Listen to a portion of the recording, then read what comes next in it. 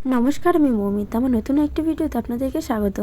এই দিনটি ছিল ভাইফোঁটার দিন। জানি পোস্ট করা হয়নি, কিন্তু যেহেতু ভাবলাম যে আমাদের এটা প্রথম ভাইফোঁটা, তাই একটু পোস্ট করি। যাই হোক, সকাল সকাল উঠে এই যে মিষ্টির দোকানের থেকে মিষ্টি নিয়ে নিলাম। আর এখন দেখো দাদাদের জন্য একটু জামা কাপড় কিনে নিয়েছিলাম। আর তারপরে এই যে স্নান করে চলে এসেছিলাম। এখন চলো রেডি হয়ে নিই, তার কারণ ভাইফোঁটা দেওয়া শুরু হয়ে যাবে। এই জন্য দেখো রেডি হয়ে নিলাম। আমি আর আমার বোন সকলেই রেডি। এখন চলো সবাই মিলে একটু গুছিয়ে নেওয়া যাক, মানে যা যা লাগে ভাইফোঁটা দিতে সেগুলো সমস্ত কিছু। আর এখন দেখো এই যে সমস্ত কিছু কিন্তু আমার মোটামুটি গোছানো কমপ্লিট। আর এখন জানো তো আমার দাদারাও চলে এসেছিলো। জানি একটু লেট হয়ে গেল, ঠিকই একটু পোস্ট করতে, একটু না বেশ অনেকটাই, কিন্তু তবুও কী করবো, আমার মনে ছিল না সত্যি বলতে যে এইগুলো আমার কাছে ছিল। আর কদিন ধরে একটু ব্যস্তও ছিলাম একটু পড়াশোনার চাপে, তো এই জন্য আর আমার পোস্ট করা হচ্ছিলো না। আর সত্যি কথা বলতে এডিটও করা হচ্ছিলো না। এডিট না করে কী করে আমি পোস্ট করবো, তো এই জন্য এখন একটু ফাঁকা হয়েছে। এখন আস্তে আস্তে সমস্ত ভিডিওগুলোকে এডিট করব আর তারপর পোস্ট করব। আর অনেকে হয়তো এখন খারাপ মন্তব্য করবে, অনেক কিছু বলবে, হাসাহাসি করবে, কিন্তু সত্যি আমার তাদের কিছু যায় আসে না। আমার মনে হয় এই ভিডিওগুলো এক একটা স্মৃতি, মানে এগুলো শুধুমাত্র টাকার জন্যই যে মানুষ করে তা নয়। একটা ভিডিও দেখেছিলাম আমি, তো বঙ্গায়ের যত সম্ভব, সে বলেছিল যে ভিডিও করা অবশ্যই উচিত, কারণ এগুলো এক একটা স্মৃতি। তা সত্যিই তাই, এটা স্মৃতি। এই জন্যই কিন্তু সত্যি বলতে আমার ভিডিওগুলো করে রাখা। যাই হোক, পরবর্তী সময় যখন আমার মনে হবে এই দিনটায় কী কী করেছিলাম সেগুলো আমরা দেখব, এই জন্যই আমি আরও রেখে দিতে চাইছিলাম ভিডিওটা করে। তো যাই হোক, একটু লেট হলেও 1-2 মাস 3 মাস যত মাস পরেই হোক না কেন, আমি তবুও এটাকে পোস্ট করতামই। এমনকি 1 বছর হয়ে গেলেও আমি এটাকে পোস্ট করতামই। যাই হোক, এত অনেক কথা বলে ফেললাম। এখন দেখো আমরা দাদাদেরকে একটু দিয়ে নিচ্ছিলাম ভাইফোঁটা। আর দেখো তার আগে কিন্তু আমি ঘুমসিমালা পরিয়ে দিয়েছিলাম, এমনকি কোমরে যে ডোর বাঁধতে হয় তো সেটাকেও বেঁধে দিয়েছিলাম। তারপর আশীর্বাদ করে একদম দাদাদেরকে ফোঁটা দিয়ে নিয়েছিলাম। আর তারপরে জানো তো, এই যে ফোঁটাটা যে দেই, মানে এইটা কিন্তু আমরা প্রথম চালু করেছিলাম বাংলাদেশে গিয়ে আগের বছরে। ওই যে মনে আছে দুর্গাপুজোয় গিয়েছিলাম, তো ওখান থেকে চালু করেছিলাম। আর এইখানে মানে এই বছর ইন্ডিয়াতে আমাদের প্রথম ভাইফোঁটা, কারণ এর আগে আমরা কিন্তু কোনোদিনও ভাইফোঁটা দিইনি। সবাই বলতো আমাদের নেই, এই জন্য কিন্তু কোনোদিনও সত্যি বলতে দেওয়া হয়নি। কিন্তু না, আমরা ফাইনালি বাংলাদেশে গিয়ে জানতে পেরেছিলাম যে না, আমাদের বংশেও আছে ভাইফোঁটা, কিন্তু আমাদের সবাই বলতো যে নেই, আমরা এটাই জেনে এসেছি, তো এটাই করতাম। তো তারপর ওখানে জানার পর আমরা কিন্তু ওখান থেকে আমার ঠাম্মার যে ছিল, মানে আমার কিন্তু সমস্ত ঠাম্মারাই প্রায় মারা গেছেন, কিন্তু আমার একটা ঠাম্মা এখনও অবধি বেঁচে আছে, মানে আমার বাবার কাকার মানে কাকিমা হয়, তো সেটাও আমার ঠাম্মাই হয়। তো যাই হোক, আমার ঠাম্মাকে, ওনাকেও আমি আমার নিজের ঠাম্মার থেকে কম কিছু দেখিনি। তো যাই হোক, আমার ঠাম্মার একদম অনুমতি নিয়ে আমরা কিন্তু একদম ওইখান থেকে শুরু করে এসেছি। আর এখন ইন্ডিয়াতে এসে প্রথমবার ভাইফোঁটা দিলাম। আর এবার থেকে তো আমরা প্রত্যেক বছরই ভাইফোঁটা দেবো। যাই হোক, আমার তো ভাইফোঁটা দেওয়া কমপ্লিট। আর এইদিকে দেখো এখন কিন্তু আমার বোন এই যে ওর নিজের ভাইফোঁটাটা এখন দিয়ে দিচ্ছিলো। আর বৌদি দেখো ওইদিকে আমাদের সকলের খাবারের জন্য আয়োজন করছিল। আর জানো তো, এই যে আমার বৌদি যে রান্নাটা করছিল, এটা কিন্তু আসলে করার কথা ছিল আমাদের, মানে বোনদের, কিন্তু আমার বড়দি যেহেতু আসেনি, আর আমরা 2 বোন, রায়ভাগিনী ননদিনী, তো আমরা কী করে রান্না করি, এই জন্য কিন্তু আমরা ধরে বেঁধে আমার বৌদিকেই দাঁড় করিয়ে দিয়েছিলাম যে না, তুমিই রান্না করো। আর দেখো আমার বৌদি কী করে বেচারি রান্না করছিল।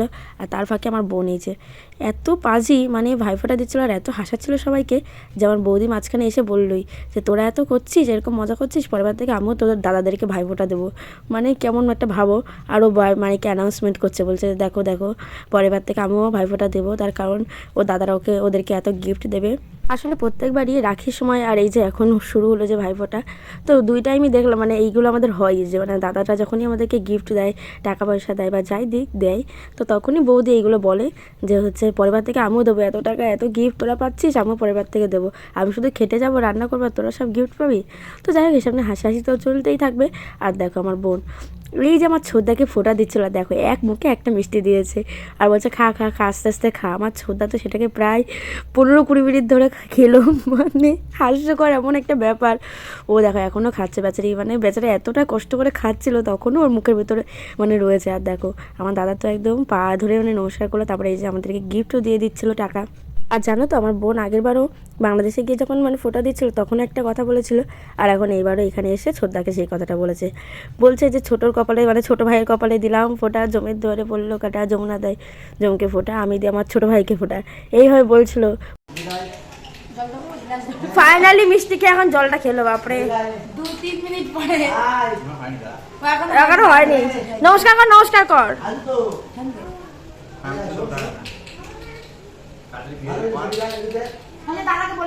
বল বিয়ে করবো তো।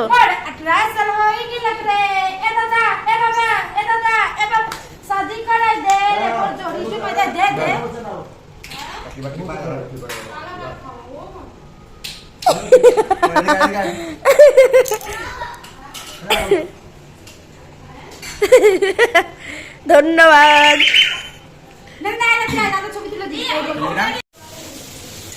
এটাই তো ভালো রে, এটাই তো খাবো আমরা, কিটক্যাট।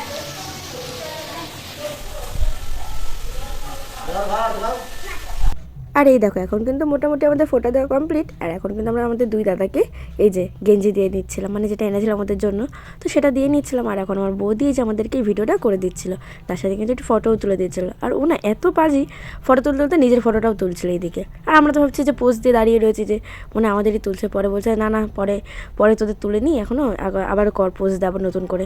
তো যাই হোক মোটামুটি আমাদের এখন হয়ে গেছে ফোটা দেওয়া। আর এখন আমরা দেখো ছাদে চলে এসেছিলাম ফটো তুলতে।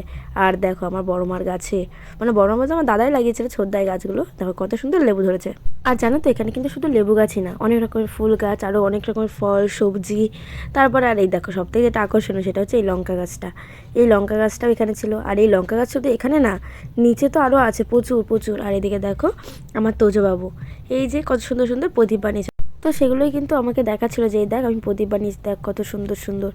তো যাই হোক এগুলো দেখছিলাম। আর দেখতে দেখতে দেখো এখন আমাদের মোটামুটি এইদিকে ফটো তোলা কমপ্লিট হয়ে গেছিলো।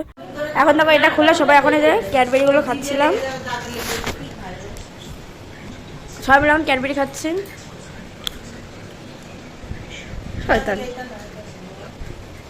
আমিও খাচ্ছি যে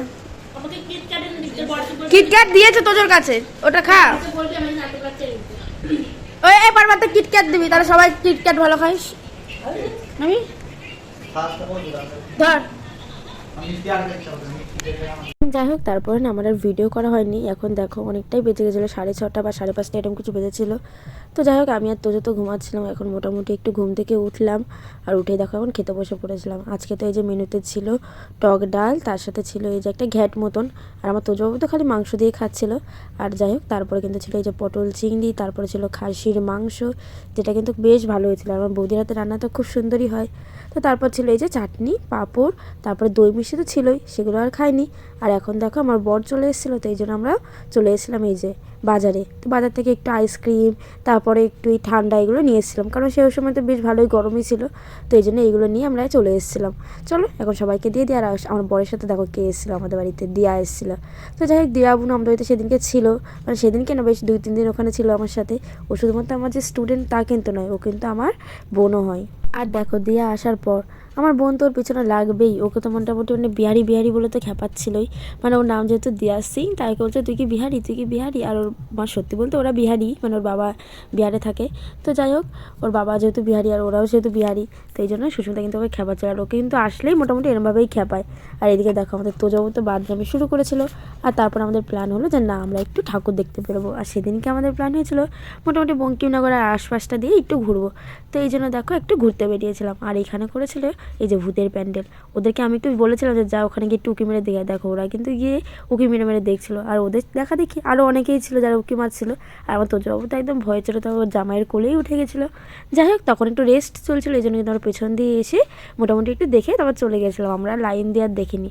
তারপর চলে এলাম এই যে আমাদের আর একটা জায়গায় প্যান্ডেল দেখতে। আর এইখানে এই যে মানে তাঁতিপাড়াতে করেছিল আমাদের এখানে মহাকুম্ভ। তো দেখো সবাই কিন্তু কত সুন্দর সাধুর বেশে ছিল। আমার কিন্তু বেশ ভালো লাগছিলো এখানকার দৃশ্যগুলো দেখতে। যাই হোক বেশ ভালো লাগছিলো, কুম্ভ মেলা যেহেতু করেছিল। তো চারিদিকটা দেখো কত সুন্দরভাবে মানে সাধু সাজিয়েছিল।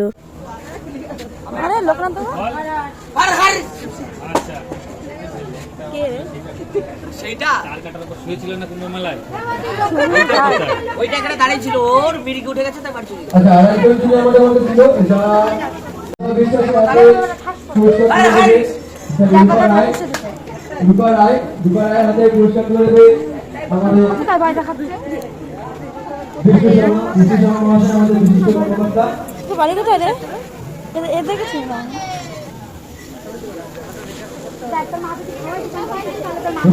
তোমাদের এখানে রাখছি আমাদের গোল্ড কিনতে পারে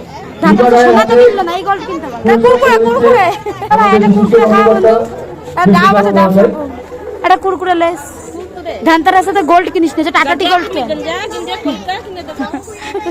তুই গাজা কিনে দে। আমি অসংখ্য ধন্যবাদ। হিরো ছবিটা দে না হিরো কিন্তু স্ট্রাগল করছে তাই বলে সানগ্লাস সবাই মিলে এর জন্য একটু হাততালি হবে না?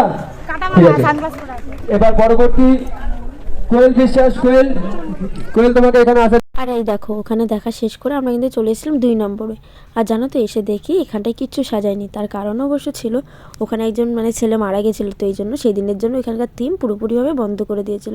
তো যাই হোক ওখানে তো আর দেখা হলো না। এখন চলে এসেছিলাম এই যে আমার ছোটো পিসি বাড়ির এখানে, মানে একদম স্টেশনের সাথে ইয়ংস্টার ক্লাবে। এখানে সুন্দর করেছিল, তার সাথে দেখো খেলাও হচ্ছিল।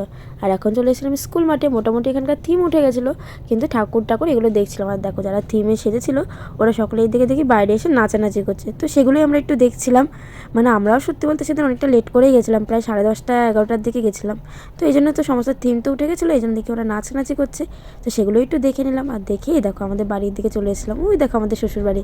তো যাই হোক আমাদের ওই দিকে তো এখন মোটামুটি অফ হয়ে গেছিলো সব জায়গাতেই, এই জন্য চলে এসেছিলাম একটু আমাদের এদিকে মানে হালালপুরের এই সাইডটায়।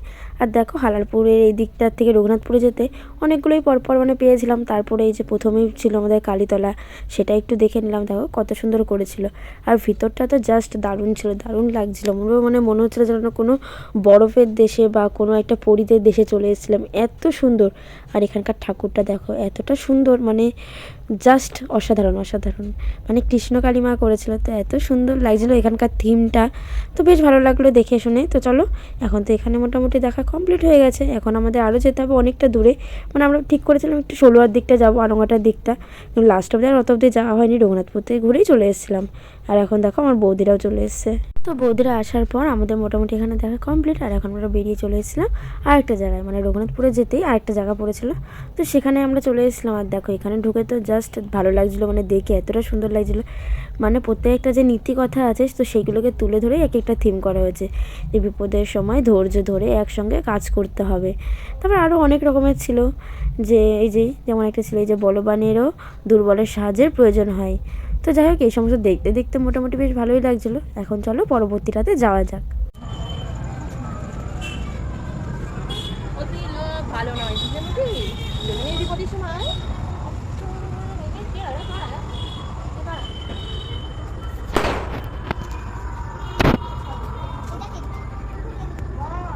আর এরপর দেখো আর একটা ছিল, কিন্তু যেটাতে আমরা আর দাঁড়াইনি, আমরা সোজা একদম বেরিয়ে চলে এসেছিলাম রঘুনাথপুরের দিকে।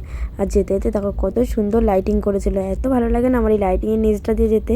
আর আমাদের তোজো আর দেখো আমাদের দিয়া বুড়ি, ওদেরকে তো আমরা আমাদের গাড়িতেই নিয়ে নিয়েছিলাম। আর বৌদিকে আর আমার বোনকে বলেছিলাম তোরা স্কুটিতে করে যা। আর এই যে এখানটায় তো আমার শ্বশুরমশাইরা পুজো করতে আসে দুর্গাপুজোর সময়, কিন্তু আমাদের এখানে এত লাইন পড়েছিল এখানে দেখে আমি আর দাঁড়াইনি। আর দেখো যেতে যেতে এই যে একটা ফুলের রাজ্যে মনে হচ্ছিলো যেন চলে এসেছিলাম, এত সুন্দর। কিন্তু ভেতরে আর ঢুকিনি আমরা, বাইরের থেকে সবগুলো দেখতে দেখতে যাচ্ছিলো, কারণ বাইরের থেকে তো ঠাকুর দেখা যাচ্ছিলো আর প্যান্ডেলগুলো তো সুন্দরই লাগছিলো। আর লাস্টে অবশেষে এখানে এসে আমরা শেষ করলাম। এই যে ইয়ংস্টার ক্লাবে ছিল, এখানে কিন্তু খুব সুন্দর একটা জিনিস করেছে। আর এই থিমটা দেখে তোমরা কে কে বুঝতে পারলে যে এটা কিসের উপর থিমটা ছিল, সেটা কিন্তু আমাকে জানাবে। আর যদি তোমরা বুঝতে পারো তাহলে কিন্তু কমেন্টে অবশ্যই বলো, তারপর আমি বুঝবো যে হ্যাঁ তারা এই সিরিজটা মানে এই সিনেমাটা তারা দেখেছে। তো যাই হোক এইদিকে তো চলছিল, এই সমস্ত কিছু দেখছিলাম। আর দেখতে দেখতে দেখো আমাদের এখন এখানে দেখা শেষ, এখন আমরা চলে যাচ্ছিলাম বাড়ির দিকে। তার আগে তো একটু খাওয়া দাওয়া করতে হবে, তো সেই জন্য চলো এখন আমাদের কালীতলায় গিয়ে আবার দাঁড়াবো। এই দেখো এখন কিন্তু চলে এসেছিলাম কালীতলায়। আর এখানে মোটামুটি একটা ছোটোখাটো একটা মেলা মতন বসেছিল, তো সেখান থেকে আমরা এই যে সুজনদার থেকে ফুচকা খেয়ে নিলাম। মোটামুটি আমাদের এদিকে সবাই চেনে সুজনদাকে। আর দেখো ফুচকা খেয়ে একটু রোল খেয়ে নিয়েছিলাম। আর তারপরে চলে এসেছিলাম আমার ভাসুররা যেখানে পুজো করেছিল সেখানে আবার করেছিল ভূতের থিম। কিন্তু ওই যে এতটা পরিমাণে রাত হয়ে গেছিলো, প্রায় তখন 11টা তো বেজেই গেছিলো, 11টা কি 11:30 এরকম, তার তো বেশি 11:30 মতন বাজেছিল। তো এই জন্য অত রাতে আর কোথায় বা থিম থাকে, তো এই জন্য সেখানে তার দেখা হলো না। মোটামুটি একটু প্যান্ডেল দেখে ওই যে আমার ভাসুরকে দেখা করে ভাসুরের সাথে টাটা করে একদম চলে যাচ্ছিলাম এখন বাড়ির দিকে। চলো এখন বাড়ির দিকে যাওয়া যাক। আর এই দেখো বাড়িতে যাওয়ার পথে আমাদের মনে কিন্তু একদম এত পরিমাণে পুলক, সত্যি সে আর মানে বলার না। আমরা বাড়ি যাচ্ছি তাও দেখো নাচতে নাচতে যাচ্ছি সবাই মিলে একদম গাড়িতে উঠে। চারিদিকে তো গান বাজছিলোই মানে মোটামুটি প্যান্ডেলে, তো সেই সমস্ত শুনতে শুনতে একদম ইয়ংস্টার ক্লাব আমাদের এখানে যেটা আছে বঙ্কিমনগরে, তো সেখান থেকে একদম গান শুনতে শুনতে নাচ করতে করতে চলে এসেছিলাম আমাদের বাড়ির দিকেই। দেখো বাজার দিয়ে এখন কিন্তু আমরা বাড়িতে চলে এসেছিলাম। আর দেখো বাড়িতে এসে এখন কিন্তু মোটামুটি সবাই মিলে খেতে বসে পড়েছিলাম, একদম গোল করে সবাই মিলে বসে পড়েছিলাম। মানে যেটুকু যা ছিল ভাত মাংস সেগুলো নিয়েই বসেছিলাম। আর আমার বর তো খেয়েছিল না, কারণ বাড়িতেও আমাদের যেহেতু ভাইফোঁটা ছিল এই জন্য ও ওখানে সকালে দুপুরে খেয়েছে, আর এখন আমাদের বাড়িতে এসে রাতটা খাচ্ছিল। তো যাই হোক, ওর জন্য মাংস আলাদাভাবে তোলাই ছিল, আর আমরা যেটুকু যা বেঁচেছিল সমস্ত কিছু নিয়ে একদম খেতে বসে পড়েছিলাম। আর দেখো তোজো আর দিয়া কম্পিটিশান চলছিল যে কে আগে খেতে পারে। যাই হোক, আজকের ভিডিওটা বাস এইটুকুনি, দেখা হচ্ছে আর পরবর্তী ভিডিওতে। ততক্ষণের জন্য সকলে ভালো থাকবেন, সুস্থ থাকবেন, বাই।